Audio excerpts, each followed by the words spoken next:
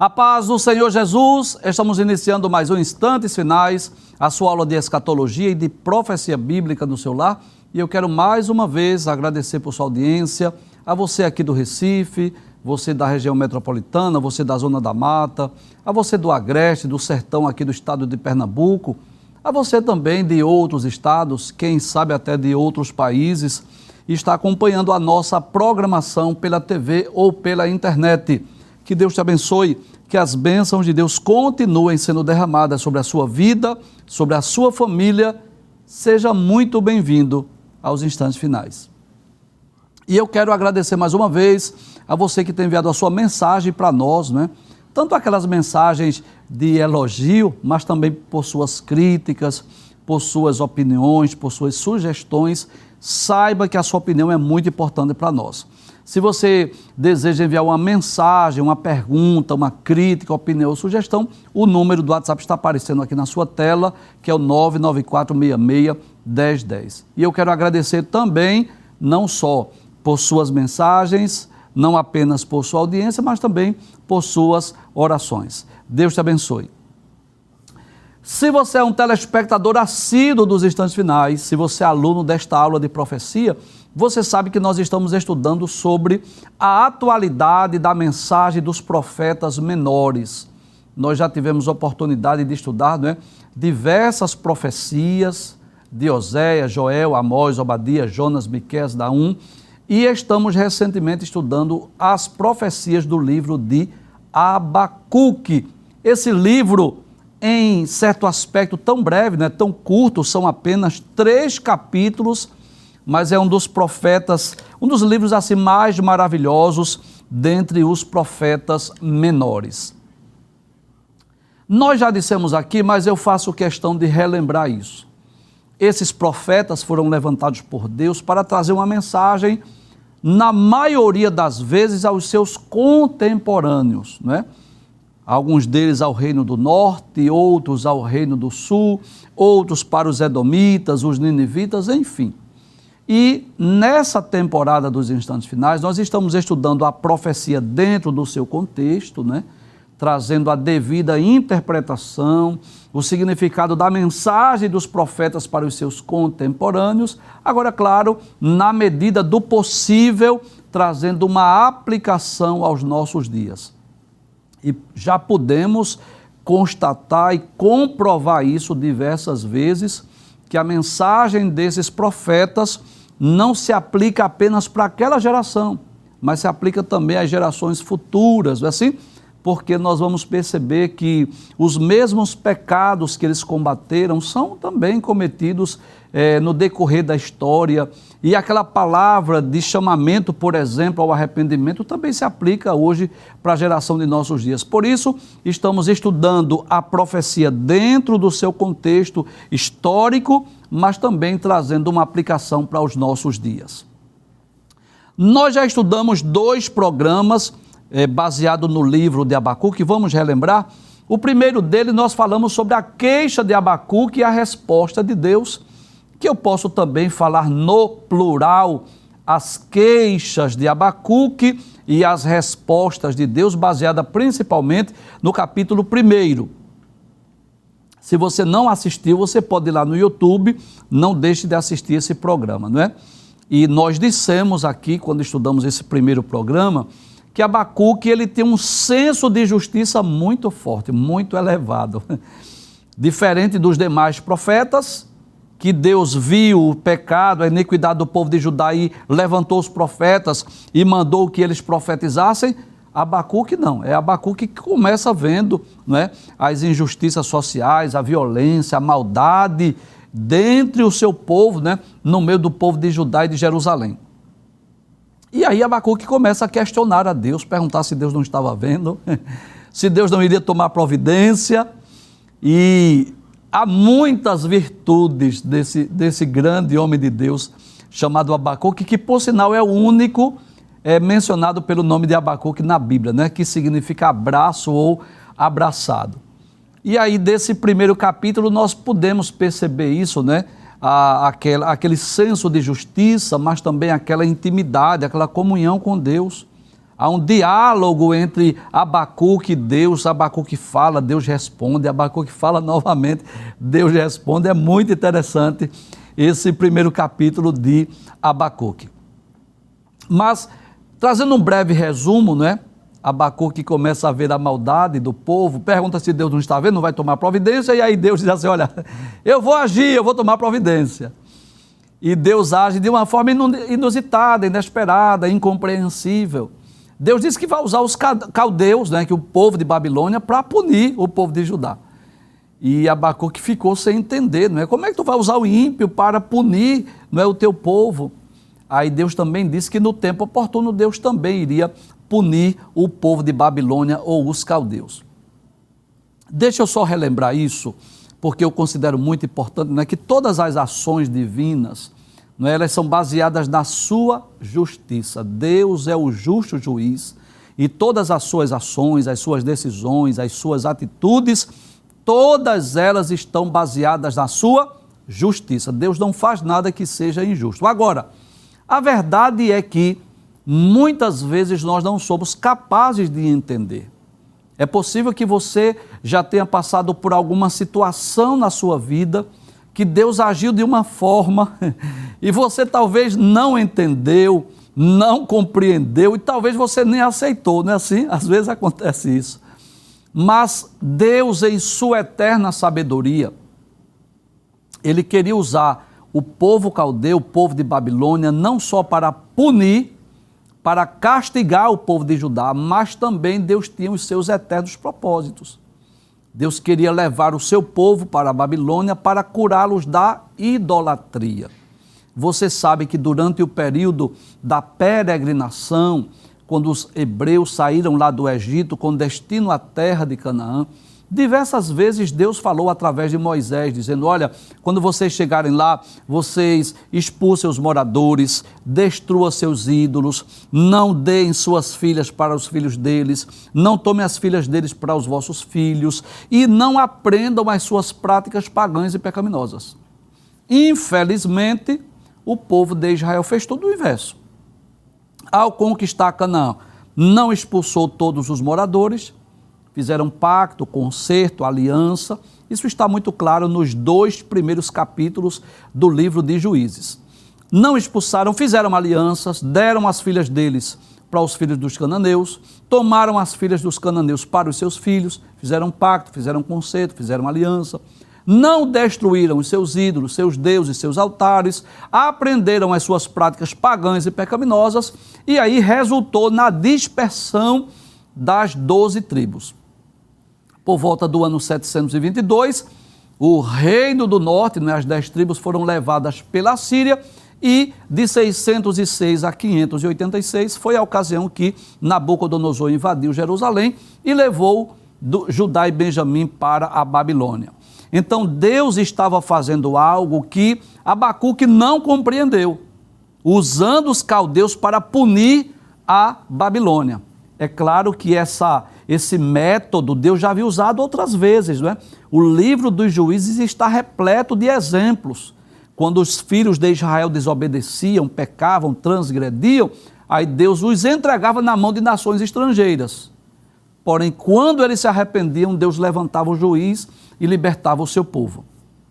Então, durante séculos, o povo de Deus conquistou Canaã, mas permaneceu nas suas práticas idólatras, pagãs, pecaminosas, e Deus usa os caldeus com esse objetivo, tanto de castigar o seu povo, mas também curar o seu povo da idolatria. E só relembrando o que dissemos nos programas anteriores, o povo de Babilônia, Nabucodonosor, levou mais de 10 mil judeus para a Babilônia, eles estiveram lá durante 70 anos e quando retornaram, voltaram curados da idolatria. E no último programa, que está baseado no capítulo 2, nós estudamos sobre 5 ais sobre os caldeus. Então Deus se utiliza também de Abacuque, embora Abacuque tenha sido levantado por Deus para profetizar de forma mais direta para o povo de Judá e de Jerusalém, mas Deus se utiliza também para ele falar contra os caldeus, Capítulo de número 2, Uma série de ais estão aqui, e embora essa mensagem havia sido proferida por Deus através de Abacuque para o povo de Babilônia, para os caldeus, deixa só eu relembrar, ai daquele que acumula o que não é seu, ai daquele que ajunta em sua casa bens mal adquiridos, ai daquele que edifica uma cidade com sangue e fundamenta na iniquidade, ai daquele que dá ao seu companheiro vinho misturado com o seu furor, e o que o embebeda para lhe contemplar a nudez. E ai daquele que diz à madeira, acorde, e a pedra muda, levante-se. Em outras palavras, Deus estava se utilizando de Abacuque para combater também os pecados do povo de Babilônia, né? Porque Deus estava dizendo que por conta dessas práticas, por conta desses pecados, Deus também iria punir os caldeus. Hoje nós vamos estudar o capítulo de número 3, que tem por epígrafe a oração de Abacuque. Abra a tela, por gentileza, é o tema da nossa aula hoje. Abra a tela, por favor. A oração de Abacuque em forma de canto, que é, sem dúvida, o texto mais conhecido do livro de Abacuque. Se você está com a sua Bíblia, você pode até comprovar que este capítulo possui 19 versículos, mas nós não vamos estudar todos os versículos, vamos estudar apenas 4. Versículos 1, versículo 2, versículos 17 e versículo 18, porque esse texto, essa oração em forma de canto, vai nos ensinar sobre um dos temas principais desse livro, que é o justo pela fé viverá, ou viver pela fé. Então, depois que Abacuque ouviu a sentença divina, depois que Abacuque ouve Deus dizendo que iria usar o povo caldeu para punir o povo de Judá e de Jerusalém, ele previu a seca, a fome, a destruição, a ruína, a escassez de alimento, e ele vai escrever esta oração em forma de canto, que é uma das mais belas da Bíblia, uma das mais belas orações, um dos mais belos cânticos da Bíblia, foi esta oração em forma de canto ou de cântico que foi proferida por Abacuque. Ele está externando o seu sentimento de fé, de confiança em Deus, apesar das circunstâncias adversativas. E eu não tenho dúvida disso, que Deus estará falando conosco, né? Através deste cântico, através desta oração, o Espírito Santo de Deus estará falando com cada um de nós, para que nós possamos depositar nele a nossa fé, a nossa confiança, independente das circunstâncias que estejamos vivendo, né? Independente das circunstâncias que estejamos enfrentando, porque o justo pela sua fé viverá, que é um dos temas principais do livro de Abacuque e é também um dos temas principais da epístola de Paulo aos Romanos. Vamos para a introdução da nossa aula. Nós dizemos assim, que o capítulo 3 do livro do profeta Abacuque descreve uma oração em forma de canto. Como levita que era, não é? Abacuque, ele era um levita, era um cantor, não é? Um dos homens responsáveis também pelo culto no Antigo Testamento. Então, como levita que era, Abacuque sabia da importância não só da oração, mas também do louvor. Você sabe disso que nós já frisamos aqui, que Abacuque era um homem de intimidade com Deus, de comunhão com Deus, que dialogava com Deus, mas observe que ele também era levita, ele era também um cantor, ele era também um corista. Por isso, sob a inspiração divina, ele preferiu orar a Deus em forma de cântico, ou seja, a sua oração através de música. Sem dúvida, a oração de Abacuque tinha a finalidade de consolar e fortalecer a fé do seu povo no exílio. Traz, por favor, glória a Deus. Eu vou terminar ainda a leitura da introdução, mas observe que Deus se utiliza desta palavra para confortar, para consolar o povo judeu quando eles estavam lá em Babilônia, não é? Foi um momento assim de muita dor, de muita vergonha, de muita tristeza, quando o povo judeu foi levado para a Babilônia. Inclusive, não é? O livro das Lamentações de Jeremias descreve o sofrimento, não é? Se você já leu esse livro, queira reler, ou não leu ainda, não deixe de ler o livro das Lamentações de Jeremias, que fala exatamente, é uma espécie de um cântico fúnebre, falando do que ocorreu com as jovens, com as virgens, com os velhos, o que ocorreu com o povo de Judá quando eles foram levados para a Babilônia. Não é que era um momento de tristeza, não é assim? Um momento de medo, de pânico, de pavor, eles se sentiram desprezados, eles se sentiram abandonados por Deus. E essas palavras, esta oração em forma de cântico lá de Abacuque, serviu para confortar e consolar o povo de Deus durante o cativeiro babilônico. E por que não dizer a cada um de nós, né, que estamos sujeitos às adversidades, estamos sujeitos às intempéries da vida, estamos sujeitos aos altos e baixos. Você sabe disso, né? Todos nós enfrentamos lutas, tribulações, adversidades. Nem sempre estamos vivenciando assim uma vida quieta, tranquila, sossegada. Muitas vezes nos sobrevêm as tribulações, as adversidades, né? Os dissabores da vida. E o que é que nós precisamos fazer? Continuar confiando em Deus, continuar depositando nele a nossa confiança, porque o justo vive pela fé. Você lembra de Abraão, não é? Abraão, quando os pastores de Abraão e Ló, eles começaram a brigar entre si, a haver contenda entre eles, aí Abraão chama Ló, diz assim, olha, que não haja contenda entre nós somos irmãos. É interessante que Abraão era o líder espiritual, era tio de Ló, e Abraão poderia escolher para onde ele ia. Mas Abraão disse assim, escolhe para onde queres ir. Se você for para a direita, eu vou para a esquerda. Se para a esquerda fores, eu irei para a direita. E por que Abraão procedeu assim? Porque Abraão não estava vendo com os olhos físicos, terrenos, humanos, materiais, mas Abraão estava vendo com os olhos da fé. Abraão sabia que para onde ele fosse, Deus o abençoaria, porque Deus havia prometido. Então, é isso que nós precisamos, viver pela fé, viver não por vista, mas viver pela fé. Nem sempre nós estamos vivendo uma vida tranquila, quieta, sossegada, mas pela fé o justo viverá. Então aquela oração em forma de cântico serviu de conforto, de consolo, não só para Abacuque, mas para o povo judeu, que foi para a Babilônia, e por que não dizer para cada um de nós. Volta, por favor, a introdução da nossa aula. Aí nós dizemos ainda que o povo deveria lembrar-se. Que povo, tanto o povo de Judá no passado, como cada um de nós, lembrar-se dessa prece, dessa oração, desse cântico, como um padrão a ser seguido.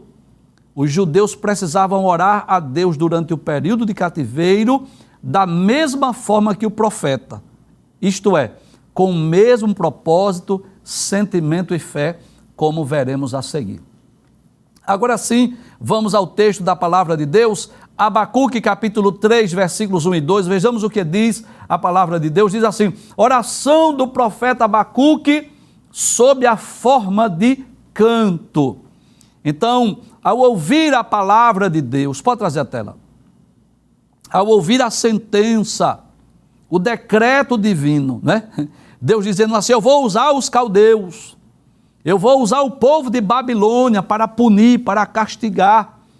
Então é como se o profeta começasse a parar, pensar, refletir sobre o que ocorreria com Judá e Jerusalém. Inclusive nós dissemos nos programas anteriores que Abacuque tudo leva a crer, que ele foi contemporâneo de Jeremias e do rei Josias. E Jeremias havia dito, havia profetizado, havia dito, olha, vem aí o povo de Babilônia, vem aí Nabucodonosor, vai destruir tudo. Então Abacuque sabia que uma invasão estrangeira traria fome, miséria, não é assim? Vergonha. Nós já dissemos aqui em outros programas que quando uma nação invadia a outra nação, o que é que acontecia? matavam os homens, tomavam as mulheres para si, levavam as crianças como escravas, roubavam os bens, né, que são chamados os despojos da guerra. Então levava prata, ouro, vestes, armas, o que eles encontrassem de valor. E como se não bastassem, o povo de Babilônia, iriam levar o povo judeu para a Babilônia. Então o povo judeu que havia conquistado a terra de Canaã, conquistado a terra que mana leite e mel, agora sendo levados como escravos para uma terra longínqua, não é? Naquele sol causticante, naqueles desertos, atravessando aquelas estradas perigosas, sendo levados como escravos. Por quê? Porque eles haviam esquecido de Deus, haviam abandonado os preceitos de Deus. Mas esta oração em forma de canto deveria trazer essa mensagem de ânimo, de fé e de esperança. Volta ao texto, o versículo 2 diz assim, o profeta Abacuque, capítulo de número 3, versículo 2, ele diz: Senhor, tenho ouvido a tua fama. Na outra versão, ao meio da revista e corrigida, diz assim: tenho ouvido a tua palavra e me sinto alarmado. Professor, por que é que o profeta Abacuque está alarmado? Pelo que Deus falou. Deus disse: olha, vem aí Nabucodonosor, eu vou usar os caldeus, eles vão punir vocês, eles vão castigar vocês, e esperando o juízo iminente, esperando aquela destruição, ele disse: eu estou alarmado. Aí ele faz uma oração, ele diz: aviva a tua obra, ó Senhor. O que é avivar, professor? Avivar é despertar. Ele estava orando para que Deus despertasse a sua obra. Aviva, desperta, reacende a chama, a tua obra, ó Senhor, no decorrer dos anos. E no decurso dos anos, faze-a conhecida. Então, Abacuque estava orando. Pode trazer a tela, por favor? Para que Deus trouxesse um avivamento, um despertamento, avivasse o seu povo. Eles precisariam, durante o período de cativeiro, serem reavivados, né? Deus precisava animá-los. Aviva, Senhor. Como que desanima, reacende a chama neste povo. Por quê? Abacuque sabia disso. Quando eles fossem lá para a Babilônia, levados como escravos, eles iam se sentir como? Eles iam se sentir abandonados. Não é assim que muitas vezes o crente se sente? Não é assim? Quando está na luta, quando está na prova, quando está na adversidade, o crente fica pensando: será que Deus esqueceu de mim? Será que Deus me abandonou? É assim ou não? Talvez você já passou por isso. Aí Abacuque faz uma oração para que Deus avivasse. Aviva, ó Senhor, a tua obra. No meio dos anos, no decurso dos anos, a faz conhecida. E ele faz uma oração. Olha aqui, que oração maravilhosa. Traz o texto, por favor. Ele diz assim: na tua ira, traz a tela, por favor. Ele diz assim: na tua ira, lembra-te da misericórdia. Olha que coisa maravilhosa. É como se Abacuque dissesse assim, traz a tela. É como se Abacuque dissesse assim: Senhor, eu sei que tu vais punir, eu sei que tu vais castigar, eu sei que tu vais exercer juízo, mas eu quero te pedir algo, Deus. Lembra-te da misericórdia. Como quem diz assim: usa de misericórdia para com o teu povo, usa de misericórdia com o povo de Judá, com o povo de Jerusalém, porque se não for a misericórdia do Senhor, nós já teríamos sido destruídos. É assim ou não? Traz a tela, por favor. Abacuque, ele pede a Deus, olha, como que diz assim: o juízo é inevitável. Como se ele dissesse assim: eu não tenho como evitar esse castigo que está por vir sobre o povo judeu, sobre o povo de Judá. Mas eu quero te pedir algo, Senhor. Na tua ira, glória a Deus. No teu furor, lembra-te da tua misericórdia. E eu quero dizer aqui com muita convicção, baseado na palavra de Deus, que a misericórdia de Deus, ela não tem fim. O profeta Jeremias, no capítulo 3 também, lá do livro das Lamentações, nos versículos 21 e 22, eu já falei sobre esse livro, um livro maravilhoso. Apesar de ser uma espécie de um cântico fúnebre, mas é um livro maravilhoso, o livro das Lamentações de Jeremias. No versículo 21 ele diz assim: quero trazer à memória o que me traz a esperança. Em meio àquela destruição, aquele sofrimento do povo judeu, Jeremias estava dizendo: eu quero trazer à memória aquilo que me traz esperança, aquilo que me dá esperança. Glória a Deus. Tanto Jeremias como Abacuque está nos ensinando isso. Que em meio às dores, os sofrimentos, as tristezas, os dissabores, os vendavais da vida, precisamos trazer à memória aquilo que nos traz esperança. E no versículo 22, do capítulo 3 de Lamentações, Jeremias diz assim: as misericórdias do Senhor são a causa de não sermos consumidos, porque as suas misericórdias não têm fim. Eu posso dizer com muita convicção que a razão, o motivo pelo qual a nação de Israel ainda hoje existe no mundo é por conta dessa misericórdia de Deus. Deus muitas vezes puniu, Deus muitas vezes castigou. A Bíblia está repleta de exemplos assim, de Deus exercendo juízo, quer seja através de uma seca, quer seja através de uma praga de gafanhotos, quer seja através de uma invasão estrangeira.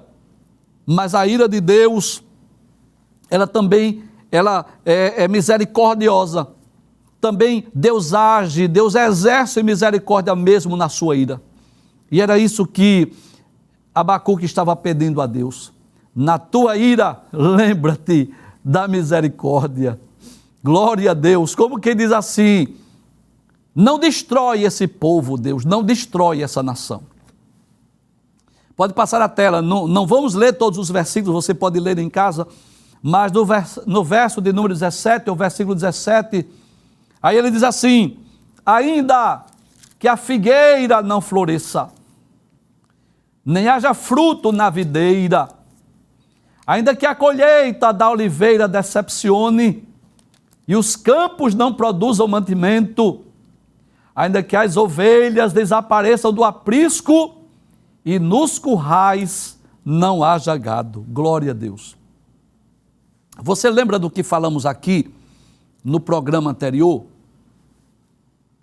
Que muitos impérios viviam assim, invadindo terras, invadindo nações, roubando, não é?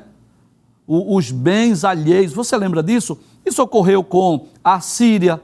Era por isso que Jonas não queria pregar em Nínive. Isso ocorreu com Babilônia. Isso ocorreu com o Império Medo-Persa, com vários impérios. Mas o povo de Israel não.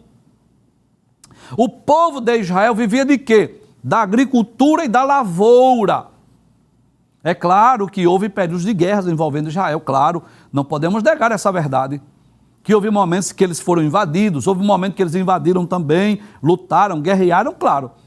Os livros de Samuel, Reis e Crônicas mostram um vasto número de guerras e de conflitos armados, claro. Mas no dia a dia do povo hebreu, do povo de Israel, eles viviam da lavoura e da agricultura. Lavoura e da pecuária, né?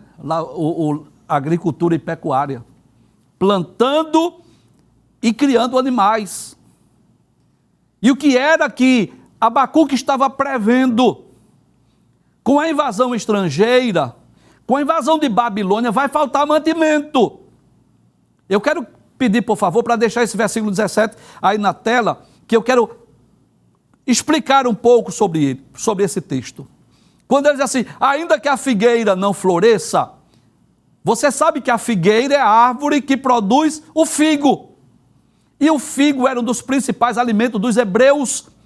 Inclusive, às vezes ele comia o figo seco, que não tinha geladeira na época para preservar, mas eles secavam como uva passa, você sabe disso, né? Aí eles secavam o figo e poderiam até levá-los nas suas viagens, nos desertos. Ele estava dizendo: ainda que não haja figo na figueira, em outras palavras, ainda que a figueira não produza figo, nem haja fruto na videira. Você sabe que a videira é a árvore que produz a uva. E é a planta, não é? Que produz a uva. E a uva produz o suco, o vinho, não é assim? A passa, glória a Deus. E você sabe que a Bíblia está repleta, não é? De textos que falam da videira, de texto que fala do vinho, do suco da uva. Então, se não houver figo, se não houver uvas nas videiras, é sinal que está faltando alimento. Ele diz ainda que a colheita da oliveira decepcione. A oliveira, de onde vem o quê? A azeitona, os azeites, não é? Onde eles faziam os azeites. Então, ainda que a colheita da oliveira decepcione, como que diz assim? Não produziu, os olivais não tem oliveira, não vai ter o óleo que é oriundo das oliveiras, não é? Das azeitonas. E os campos não produzem mantimento, como que diz assim? Ainda que não haja alimento na lavoura, na agricultura, para os animais, para nós seres humanos, e ainda que as ovelhas desapareçam do aprisco, que elas sejam roubadas, ou ainda que elas venham a morrer, e nos currais não haja gado, não haja vaca, como diz na versão Almeida, revista e corrigida. Em outras palavras, ele estava dizendo, pode trazer a tela, ainda que nos sobrevenham todo tipo de fome, de escassez de alimento, de sabores, de tristeza, de fome, de miséria. Abacuque estava dizendo, eu não vou murmurar, eu não vou reclamar, eu não vou maldizer. Veja o que diz o versículo de número 18. Ele diz assim, todavia, eu me alegrarei no Senhor e exultarei no Deus da minha salvação. Eu vou pedir para deixar esse versículo 18 aí. Versículo 18, por favor. E você sabe disso, né? Mesmo assim, glória a Deus. Eu me alegro no Senhor e exulto no Deus da minha salvação. Professor, é fácil? Não, não é, porque eu não quero ser hipócrita aqui. Cantar, meu Jesus, tu és bom, quando o armário está farto, a geladeira está repleta, aluguel, água e luz em dia, é muito fácil. Mas Deus quer que a gente continue cantando, meu Jesus, tu és bom, mesmo que estejamos no momento de adversidade. Porque todos nós passamos por adversidades. Todos nós passamos por altos e baixos. Todo crente, em dado momento da vida, ele é provado. Às vezes, o pai de família fica desempregado, não é assim? Às vezes, o comércio faliu o comércio, é assim. A loja, enfim. Todos nós estamos sujeitos a isso. E você sabe o que é que Deus quer de nós? Quando vier o período de fome, de escassez, que nós tenhamos um coração grato, agradecido, que nós não venhamos murmurar nem reclamar pela circunstância que estamos vivendo. Era isso que Abacuque estava dizendo. Ainda que nos sobrevenha essa tragédia, que não tenha uva, não tenha figo, não tenha as oliveiras, o azeite, não é assim? Ainda que não tenha vaca, ainda que não tenha ovelha, glória a Deus, todavia eu me alegrarei no Senhor, eu exultarei, não é?